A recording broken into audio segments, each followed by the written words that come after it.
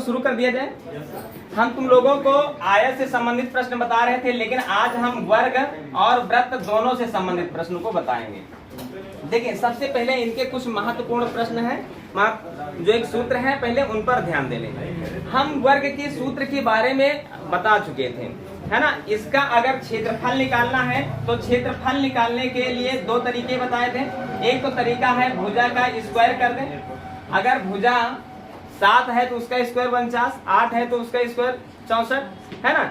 माने क्षेत्रफल निकालने के लिए भुजा का भुजा से ही गुणा कर देते हैं तो वर्ग का क्षेत्रफल निकल के आ जाता है। लेकिन अगर कहीं पर भुजा की लंबाई हमें नहीं पता है और क्षेत्रफल निकालना है विकर्ण के जरिए, तो विकर्ण का स्क्वायर करके उसको आधा कर देते हैं तो भी क्षेत्रफल निकल करके आ जाता है।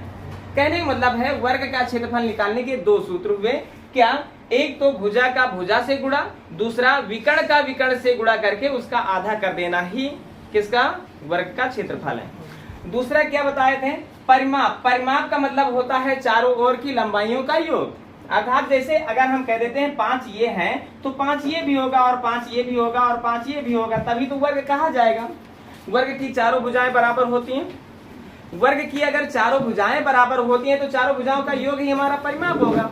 तो देखें, 5 5 5 5 को चाहो तो जोड़ दें और चाहो तो 5 को 4 से गुणा कर दें। अर्थात इसका जो सूत्र बनता है परिमाप का, वर्ग का परिमाप जो है होता है वह क्या होता है? 4 गुणे क्या होता है? भुजा। माने भुजा की लंबाई को हम 4 गुना कर देते हैं, उसका परिमाप निकल के आ जाता है। तीसरा पॉइंट हम यहाँ पर बताए थे विकर्ण। विकर्ण में केवल हम इतनी सी बात बताए थे कि 90 डिग्री का कोण बनता है तो पाइथागोरस प्रमेय लगता है। जो सूत्र वर्ग में लागू होते हैं वही सूत्र आयत में लागू होते हैं, लेकिन अंतर उनमें ये होता है कि उनकी लंबाई और चौड़ाई अलग अलग होती है, इनकी लंबाई और चौड़ाई सेम होती है। इसके लिए हम क्या करते हैं, अगर विकर्ण निकालना है तो विकर्ण का सूत्र होता है, आयत में क्या होता है? लंबाई का स्क्वायर और प्लस चौड़ाई का स्क्वायर। तो यहाँ पर तो लंबाई और चौड़ाई दोनों बराबर है। अगर दोनों बराबर है भाई, लंबाई भी 5 है तो 25 हो जाएगा, चौड़ाई भी 5 है तो इसका भी 25 हो जाएगा, और दोनों का जोड़ होगा क्या? 50। और 50 का मान क्या होता है? देखें, 50 को हम 25 गुणे 2 भी लिख सकते हैं, और ये रूट के अंदर है तो इसका मतलब है रूट 25 का मान क्या होता है? 5 होता है, और 2 का कोई मान नहीं होता है तो इसको हम ऐसे लिख देते हैं। तो हमने यहाँ पर देखा कि विकर्ण अगर निकालना है तो भुजा में केवल क्या करना है? रूट 2 लगाना है। अर्थात अगर हम कह देते हैं एक वर्ग है और वर्ग की भुजा की लंबाई 7 है और विकर्ण बताओ, तो विकर्ण बताने के लिए कुछ नहीं करना, बस इसके साथ रूट 2 लगा देना है, माने 7 रूट 2। क्लियर? अगर इसका क्षेत्रफल निकालना है तो इसका वर्ग कर देना है, 7 49। अगर इसका परिमाप निकालना है तो परिमाप इसका 4 गुना कर देते हैं, 7 चौक 28। यहाँ तक बात हो चुकी थी, लेकिन अभी हम इसके सूत्र, वृत्त के सूत्र के बारे में जान ले। फिर क्या करते हैं, होता क्या है, वृत्त के अंदर जब एक वर्ग बनता है या वर्ग के अंतर्गत जो है कि एक बड़ा से बड़ा वृत्त बनता है, तब के सवाल थोड़ा सा कठिन बनते हैं। तो कठिन नहीं बनेंगे, ये बात जाने रहना। पहले हम जो है कि वृत्त के सूत्र पर ध्यान दे लें। ये वृत्त है और वृत्त का यह केंद्र बिंदु है। केंद्र बिंदु सदैव कितने डिग्री का होता है? 360 डिग्री का होता है ना। वृत्त की सबसे बड़ी जो जीवा होती है, ये वृत्त का क्या कहलाती है? व्यास कहलाती है। और व्यास को हम जो है कि देखते हैं, ये केंद्र बिंदु से परिध तक की जो दूरी होती है उसे हम त्रिज्या कहते हैं, और जितना इधर दूरी है उतना ही इधर दूरी है। तो ये है, अगर त्रिज्या है तो ये भी त्रिज्या है, अर्थात त्रिज्या का दुगना ही व्यास होता है ना। त्रिज्या का दुगना होने के कारण इसे हम 2r से भी प्रदर्शित करते हैं। किसको? व्यास को 2r, या हम कह लेते हैं इसको हम d से भी प्रदर्शित करते हैं। व्यास क्या है? 2r, माने त्रिज्या का दुगना अर्थात d। उसके बाद त्रिज्या के बारे में जानते हो कि r से प्रदर्शित किया जाता है। अगर हम इसके क्षेत्रफल के बारे में बात करें तो पाई r स्क्वायर होता है, और पाई का मान सदैव क्या होता है? 22/7 होता है। लेकिन कभी कभी 22/7 का प्रयोग ना करके हम 3.14 का भी प्रयोग करते हैं। ठीक है, इसकी परिमाप की बात करते हैं, अर्थात परिध की बात करते हैं। परिध का मतलब होता है क्या? इसकी बाहरी माप है ना, और बाहरी माप का सूत्र क्या होता है? 2 पाई r। ये इतने सूत्र हैं, लेकिन इनसे अलग हटके भी सूत्र हैं। वो क्या है? जैसे हमने कह दिया अर्ध परिमाप, हमने कह दिया अर्ध परिमाप, और एक हमने कह दिया अर्ध जो है क्षेत्रफल, है ना। अर्ध क्षेत्रफल का मतलब आधा क्षेत्रफल। अच्छा, इस पूरे का क्षेत्रफल अगर 100 होगा तो आधे का क्षेत्रफल 50 होगा।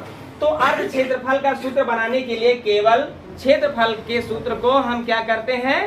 आधा कर देते हैं, माने 1/2 कर देते हैं। लेकिन परिमाप में ऐसा नहीं होता है। परिमाप में क्या होता है? देखें, ये परिमाप है और ये परिमाप क्या है? ये परिमाप है और परिमाप का सूत्र क्या है? 2πr है, ठीक है। लेकिन हमने कहा आधा परिमाप, आधे परिमाप में अगर हम इसको हटा देंगे तो चलो आधा तो हट गया, आधा तो हट गया, माने आधा हट गया तो बचा क्या? πr बचा, πr बचा। लेकिन यहाँ पर ये जो है, ये भाई परिध का मतलब होता है बाहरी माप, तो यह तो πr बचा है, लेकिन यह भी तो कुछ बचा है। यह क्या है? यह व्यास है, अर्थात व्यास का मतलब 2r है, और 2r है तो इसको भी जोड़ देते हैं। यह है अर्ध परिमाप का सूत्र, अर्थात πr + 2r। क्लियर हुआ है ना? बात समझ में आई कि नहीं आई, है ना। तो ये हमारा अर्ध परिमाप का सूत्र है। अब हम जो है कि परिमाप, ये जो वृत्त है और वर्ग है, दोनों को एक में मिलाते हैं, है ना। इनको हटा देते हैं और कठिन सवाल यहीं पर बनने वाले हैं।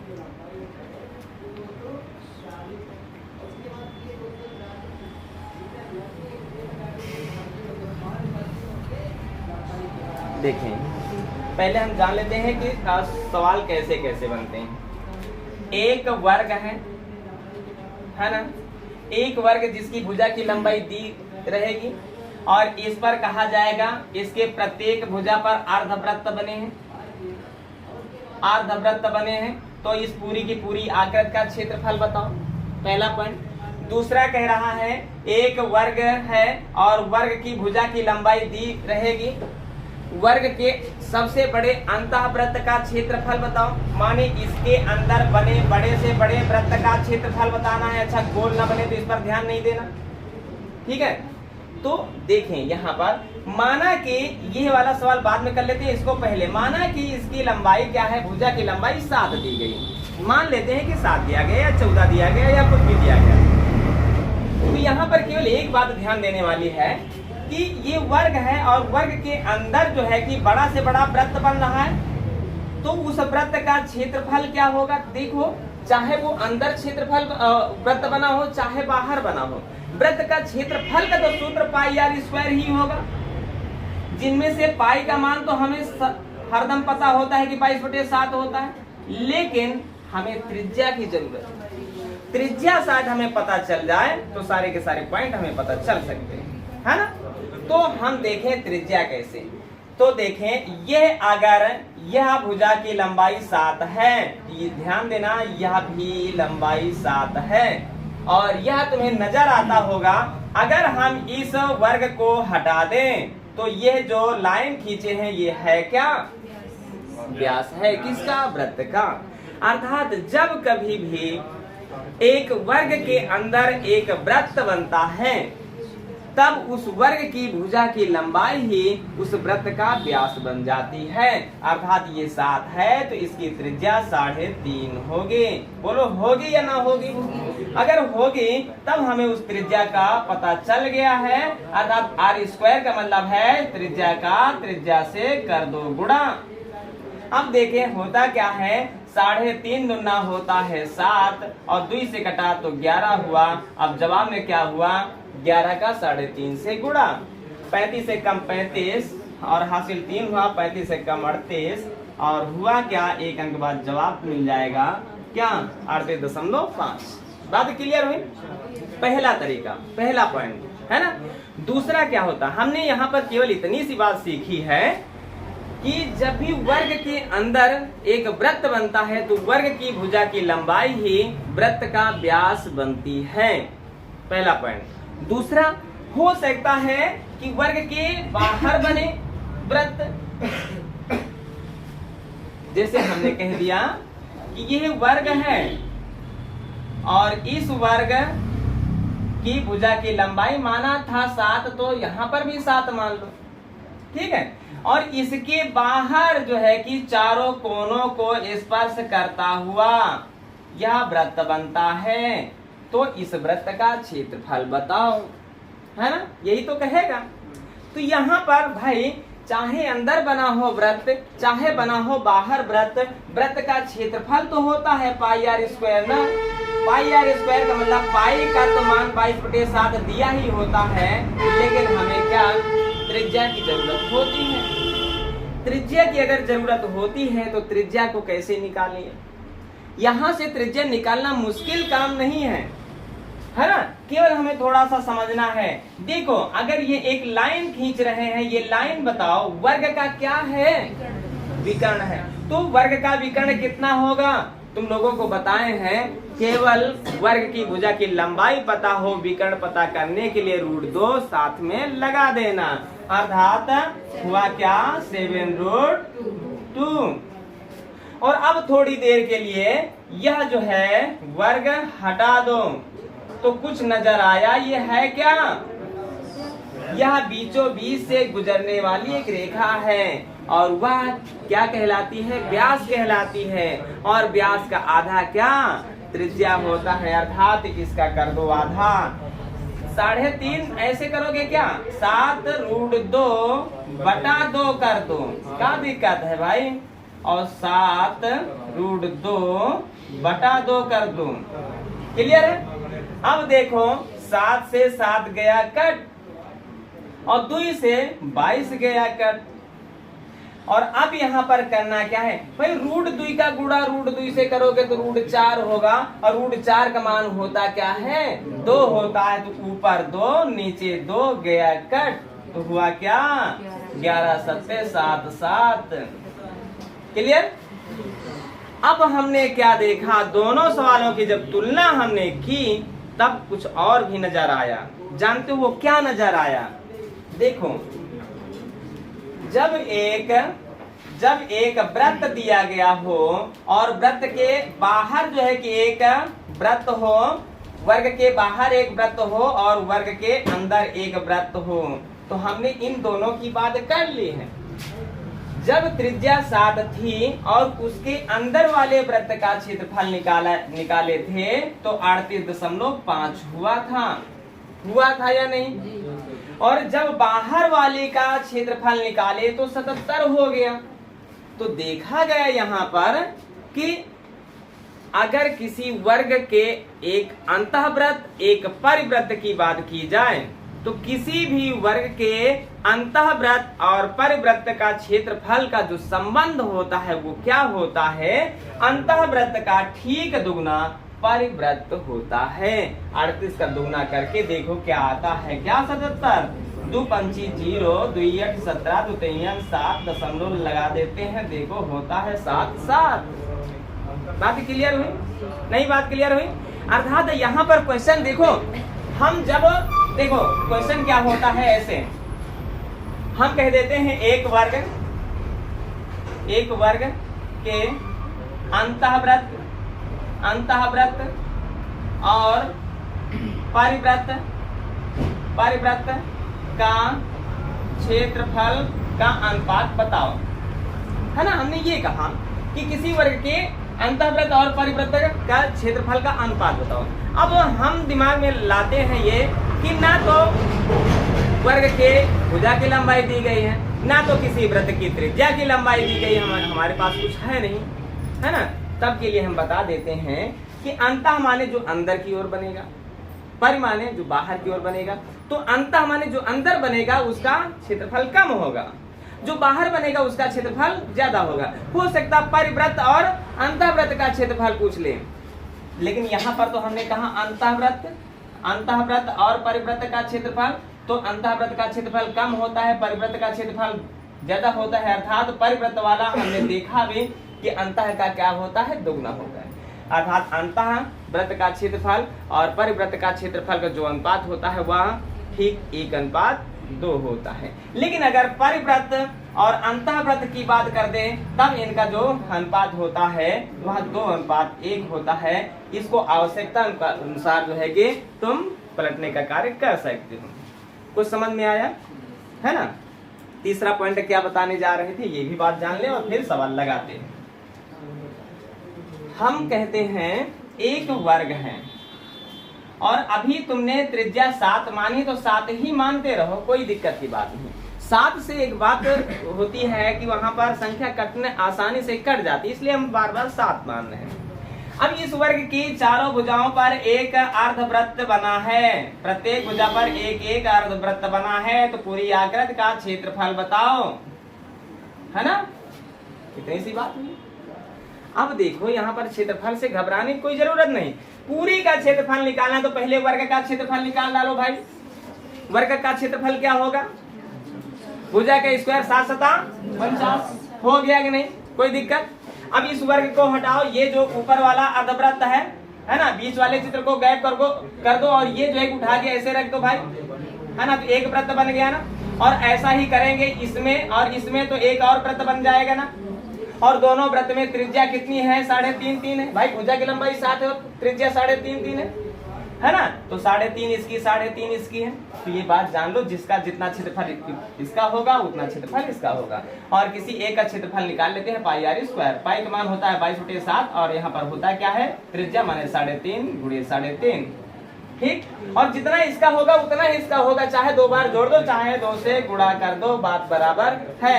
चलो कोई दिक्कत यहाँ है ना। 3.5 दूना 7 होता है, 2 से 2 कटा, बस करना क्या है, गुणा ही करना है। 35 दूना 70 है ना, और हुआ हासिल 7। 35 दूना 70, 7 77 है ना। एक अंक बाद दशमलव है, एक अंक बाद दशमलव लगा देते हैं, 77 और 49 दोनों को जोड़ देते हैं। और जैसे ही जोड़ते हैं होता क्या है, 9 7 16 है ना, एक हासिल 5 हो गया, 5 7 12, जवाब रहा 126 वर्ग मीटर के बराबर। माने सारे के सारे सवाल लग जाने वाले हैं। क्लियर हुए सवाल, नहीं बात समझ में आई। ऐसा ही उसमें भी होगा, इसमें आयत में भी होगा। क्लियर है, तो इनसे संबंधित कुछ सवाल कर लेते हैं और फिर आगे बढ़ा जाए। ना समझ में आया हो ये चित्र तो फिर बताया जाए। हाँ फिर से बता देते हैं, हटा लो। दोबारा बताने के लिए दूसरी त्रिज्या मान लिया जाए, है ना, क्या दिक्कत है भाई।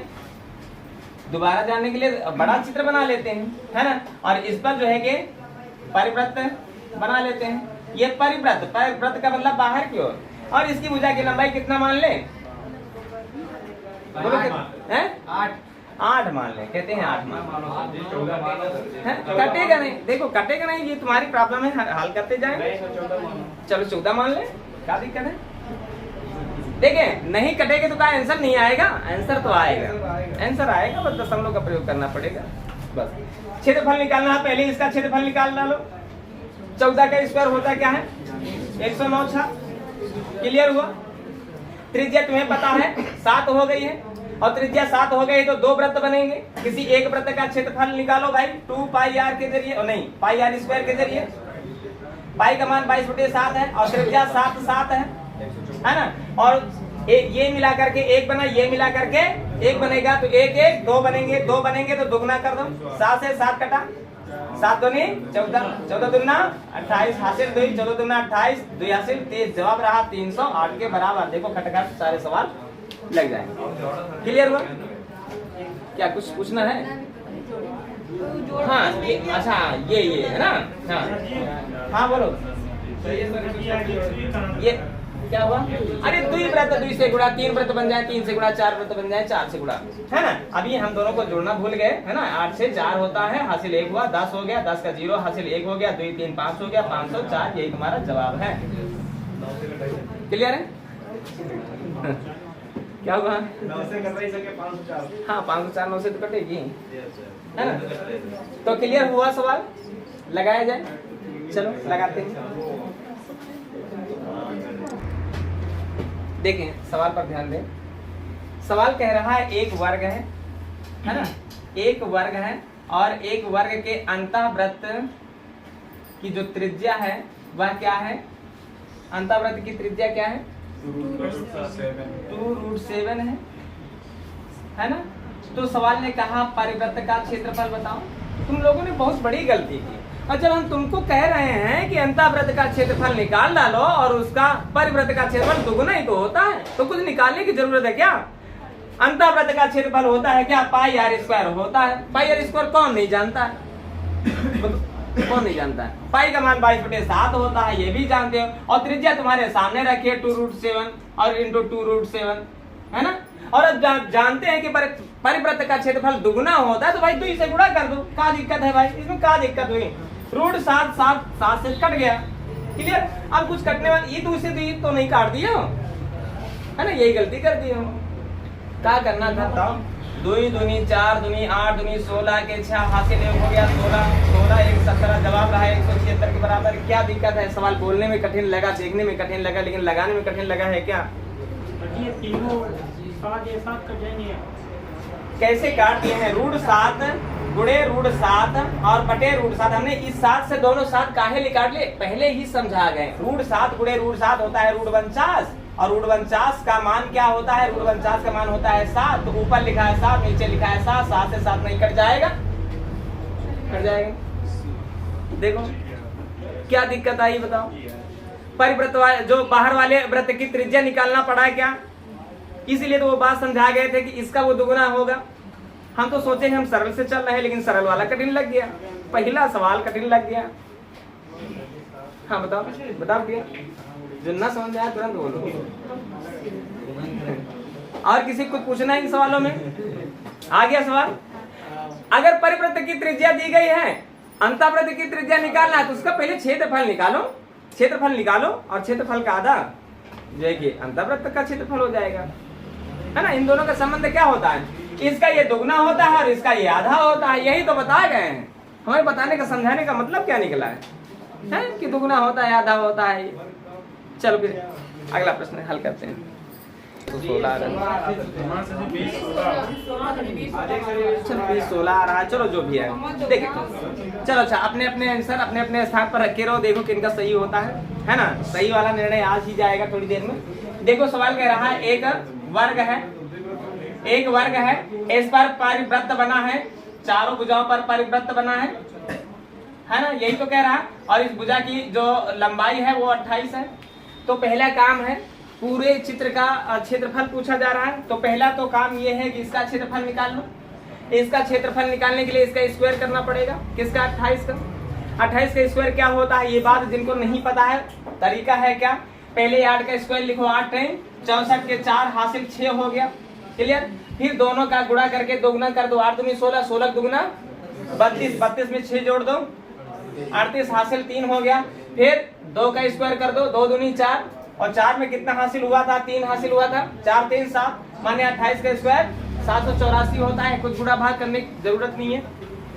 फिर हमने क्या कहा कि इनका क्षेत्रफल निकालना है, इनका है ना, इनका क्षेत्रफल निकालना है।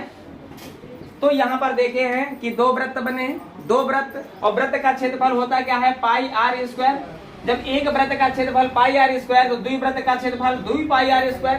कोई दिक्कत यहाँ पर? तो 2 माने 2, पाई माने 22/7 और त्रिज्या भाई 28 तो नहीं रख दिया, 28 क्या है? व्यास है। तो त्रिज्या हमारी 14 होगी, गुणे 14 होगी, क्लियर है। तो 7 दूनी 14, क्लियर।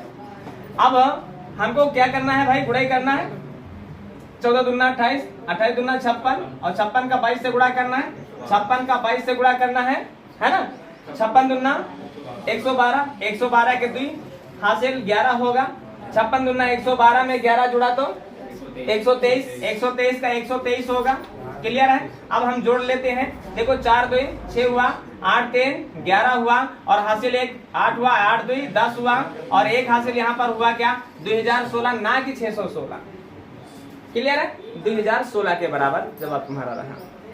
गलतियों का एहसास हुआ कहाँ पर गलती हुई है, कहाँ पर से 616 आ गया था? अच्छा, चलो ठीक है, फिलहाल ये गलती दोबारा ना हो, है ना।